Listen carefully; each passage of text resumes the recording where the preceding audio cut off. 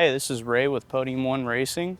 Today we're going to be walking through how we install the QS210 Qubic system. All right, there's a couple different situations you can run into. Us specifically, we have a brand new chassis, so we're starting off fresh. We are mounting our Qubic cabinet to our server tray. This is not something that will come with Qubic Motion, but it is something you can purchase through the website. Helps a lot with cable management, just kind of making space for all those power bricks and whatnot. And with that server tray, we're gonna turn to our brackets. We have a specific spot that we mount our brackets just so we can get the most mobility out of the actuators. Our back ones, we put it flush with the extrusion here. And then as far as the front ones go, we mount these 8 inches from the front of the extrusion. That kind of shortens the wheelbase, if you will, and just gives you more travel. The further you have it forward, the less travel you're gonna get. The further back, the more travel you're gonna get. As far as the brackets go, I already mounted mine, went ahead, pulled one off, just kind of show you how that goes. First thing you're gonna wanna do is grab your 2 T-nuts. You're gonna need 2 M8x16 bolts, as well as 2 washers. You're gonna go ahead and throw your T-nuts in. Doesn't really matter where, so we can adjust that later. You're gonna throw your bolt in the far back hole. A little bit less than hand tight, so we can adjust it.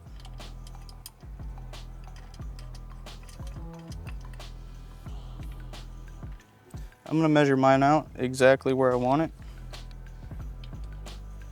And we're looking at about 8 inches. Give it a little bit more. And then I'm gonna go ahead and hand tighten those bolts.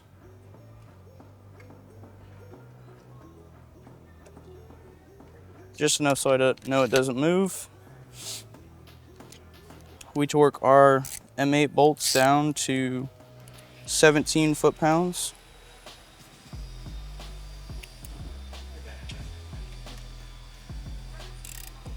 I get one side a little tight and then move on to the other one so it doesn't move.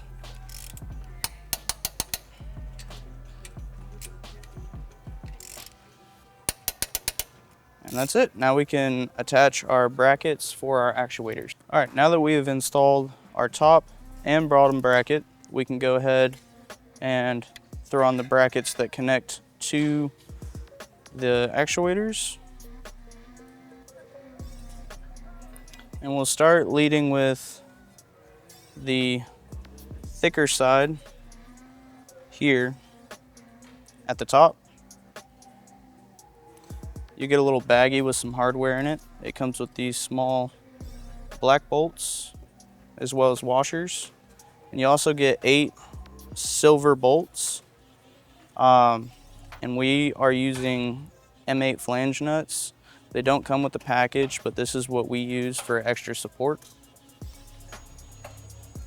All right, so you'll throw it in that top hole. It can be a little tricky, but you're gonna go ahead and get your flange nut and slide it onto the back.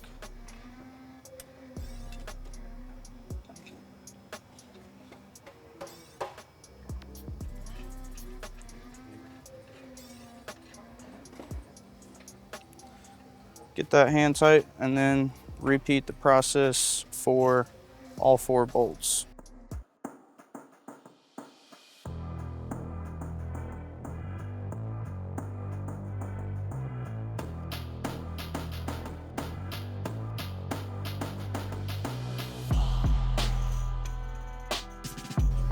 All right, and same thing for the opposite bracket. Start with the larger side up.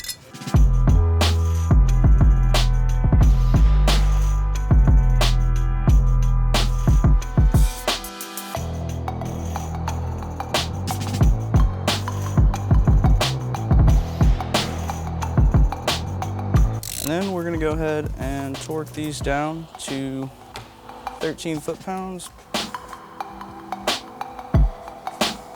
I like to throw an extension on there, and then we'll bring it down to 13 foot-pounds. Throw your extension on there. With the flange nuts, usually they'll hold. If not, you can get a 13 wrench and to hold that flange nut in the back.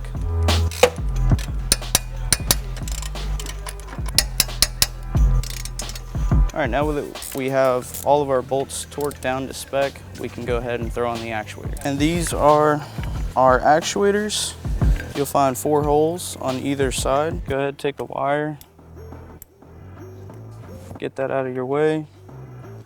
Slide this in the bracket and go ahead and line up your holes. I like to start with the top so it can hang.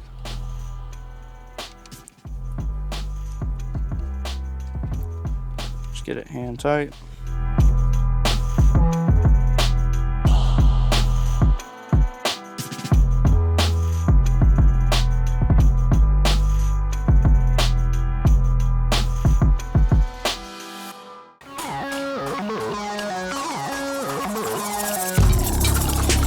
Now we can go ahead and take our 6mm Allen key and just tighten these the rest of the way down.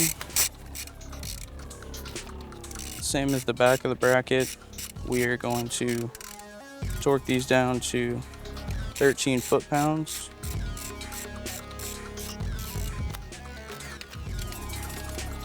And kind of like a car, I like to go in opposite sides to make sure that the pressure is even along the whole bracket. And then I'll move up to the top.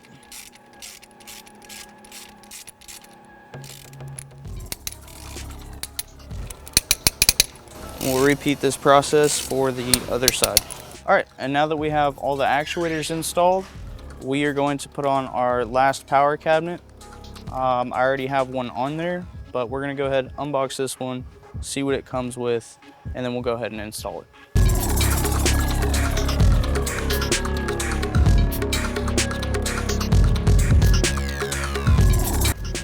All right, and when you first open the box, you'll be met with a small box here. This will contain instructions, bolts, some wires that we'll use later on, and some little brackets. Take this out, set it to the side. Get the foam out of here. And here is the cap. One side you'll find you have your power switch, power, and different cables that we will walk through later.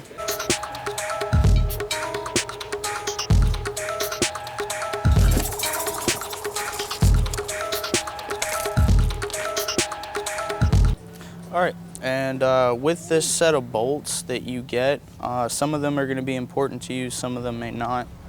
We're going to end up using these brackets that come with it, as well as both sets of these bolts, only because of how we're mounting it. With this other server over here, or cabinet if you will, we ended up using the button head bolts with a washer and plugged it straight into our server tray.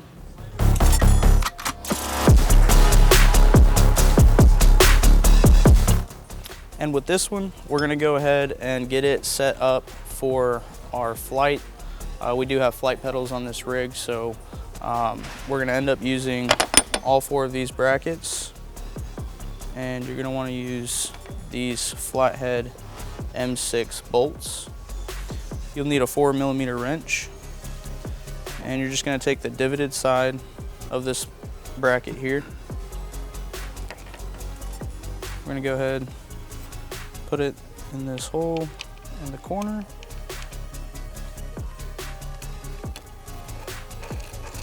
Tighten this up at an angle pointing back towards where the power switch is, and we'll just repeat this process for all 4 holes.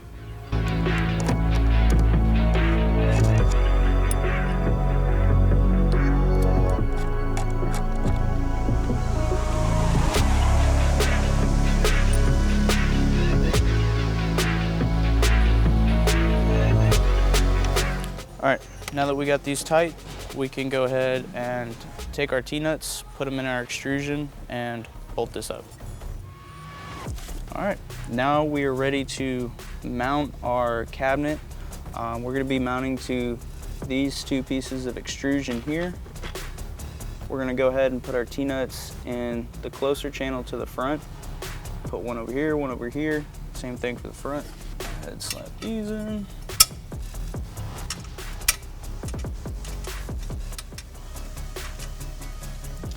And then on this front one, we're gonna shoot for this back extrusion here.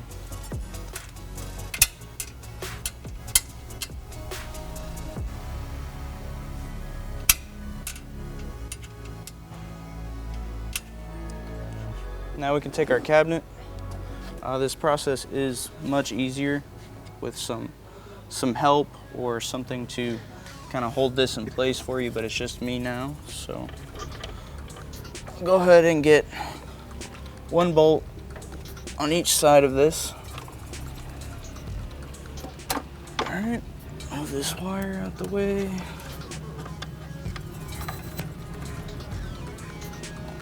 And we're gonna go ahead and throw one up on the other side.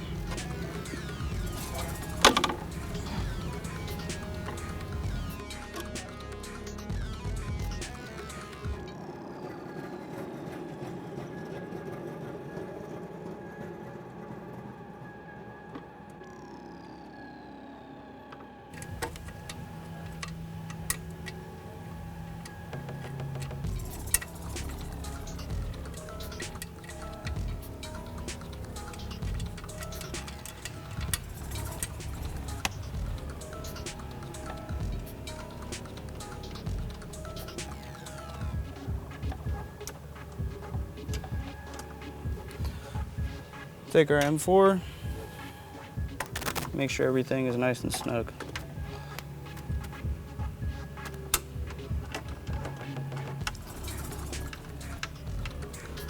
With these being M6 bolts and T-nuts, we're gonna go ahead and make sure we have these torqued down to 13 foot-pounds.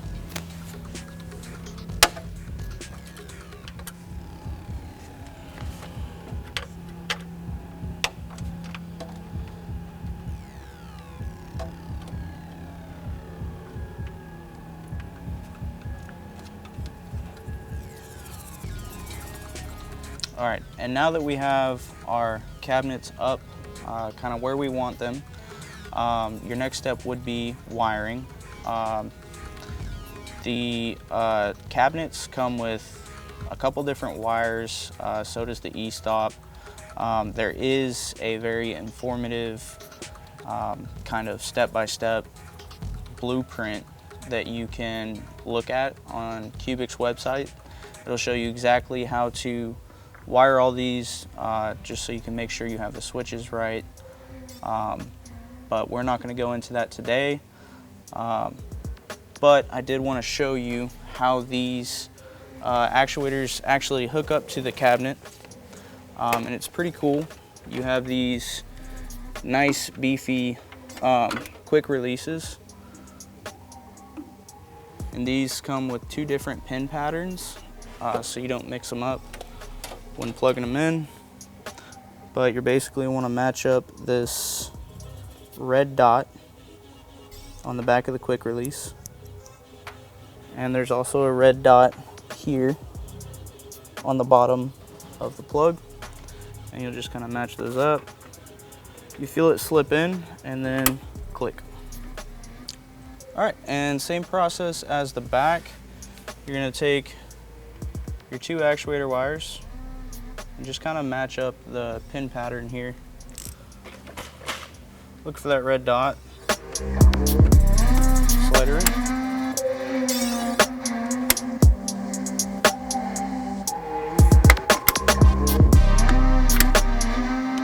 All right, now that we have both of our cabinets bolted down and our actuators are connected, we can move on to the e-stop here. This is what you'll see right when you open the box. You get your main piece, the e-stop, a small quick start guide. You'll get a e-stop, one connection piece, and you also get a Type-C to USB wire. Then you'll have your data cable that runs to the PC. And this is the M10. So this is going to be a really important piece. It's made to go with your specific unit, so don't lose this. It's going to be something you want to keep a hold of. All right, let's talk about mounting this thing. There's a couple different ways that you could do it. There's not really a kind of bracket or a mounting point on here, but there are these two little holes in the back that you could feed a zip tie through. You can also put double-sided 3M sticky tape on there. But the way we do it here at Podium, we're gonna go ahead and disassemble this, and we're gonna drill some holes through the back here so we can throw some bolts in there.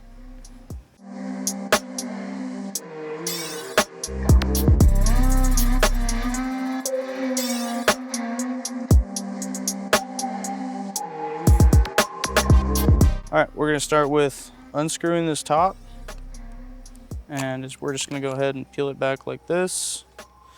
Careful not to pull these wires here. What you're gonna do is you're gonna grab these yellow wire, kind of feed it up to the top. And basically what we're doing here is just kind of moving it out of the way for when we drill our holes for our bolts.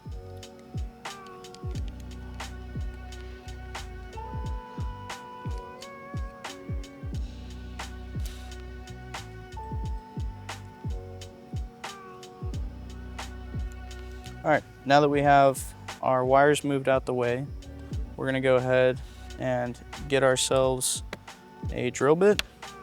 I'm gonna be using a 732. And this is gonna be just large enough with a little bit of wiggle room for our M5 bolts. All right, so we'll go ahead and get a drill and drill these out. All right, so our two holes, there is a small little dimple right here in the middle. We're gonna drill center and directly on top of that. And then we're gonna draw a straight line and drill in the center right here just towards the bottom. Get as center on that as possible.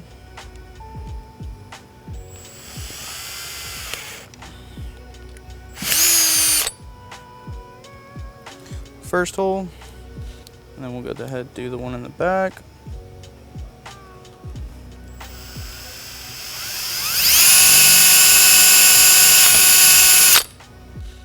All right, and now we are ready to mount our e-stop here. First thing we're gonna do is go ahead and throw in both of our M5 T-nuts. We're gonna be on this front side of the extrusion here. Use my finger so that T-nut doesn't fall down. And we'll actually face these both up. And then we'll take our e-stop, and I'm just gonna take one of those M5 bolts, and I'm gonna get it in the top hole, right down in there, so we can hold the top of this up first. All right, so we'll go ahead, throw this on.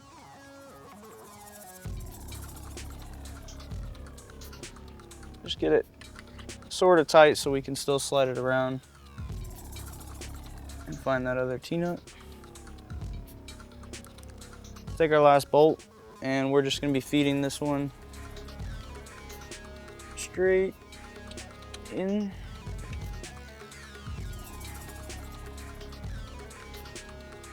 These ones don't necessarily need a torque spec. Just make sure it's nice and snug, and the e-stop doesn't move afterwards. Last step is just gonna be throwing your front cover back on, and make sure we move these wires back here, back to the middle so you don't rip them out.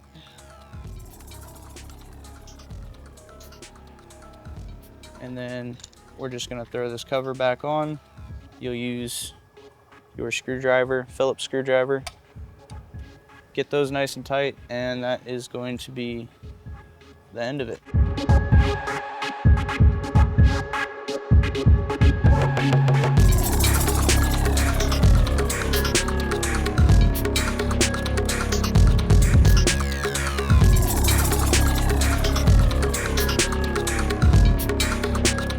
All right, and last but not least, I'm sure there's going to be many people wondering about the wiring solution. We're not going to go super into depth with this, but we like to take our actuator wires and kind of just zip tie them together to remove slack. And we like to tuck them kind of back here out of the way. There's plenty of room on both sides of this cabinet here. We usually use these crab claws. This is a 3D printed piece that we use. This won't come with your actuators, but it is a cool 3D thing that you can buy off the internet.